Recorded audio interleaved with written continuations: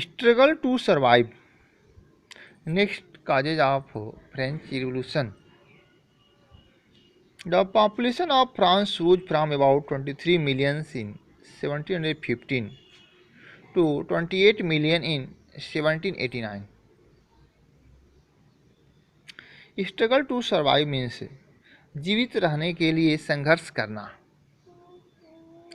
जो फ्रांसीसी जनसंख्या थी वह तेजी के साथ बढ़ रही थी।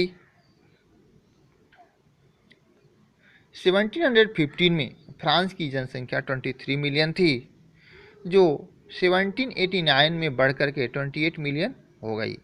This led to a rapid increase in demand for food grains, जिसके कारण अनाजों के डिमांड बढ़ने लगी। Due to low production, supply of grain could not keep pace with the demand. लेकिन जो अनाजों की सप्लाई थी, उत्पादन था, वो मांग के अनुरूप नहीं था, यानी कि जितनी डिमांड थी उतना प्रोडक्शन नहीं होता था। So the price of bread which was stable diet of majority rose rapidly. जो ब्रेड के मूल्य थे, दाम थे, वह तेजी के साथ बढ़ने लगे, क्योंकि जो बहुसंख्यक जनसंख्या थी उनका मुख्य भोजन ब्रेड जो था उसका डिमांड बढ़ने लगा। इस तरह से उसके मूल्य में वृद्धि हो गई।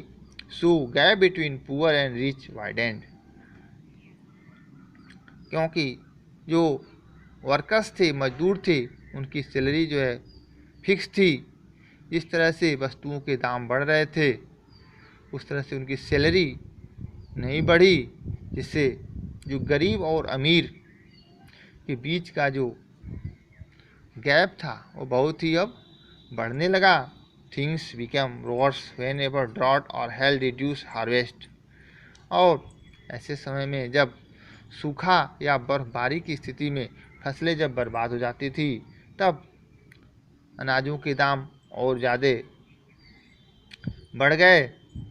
इस तरह से जो है फ्रांसीसी जो जनता थी उन्होंने जो है अब शासक के खिलाफ आवाज़ उठाना शुरू कर दिया, और उनके मन में जो है अब लुई 16 के प्रति असंतोष उत्पन्न हो गया।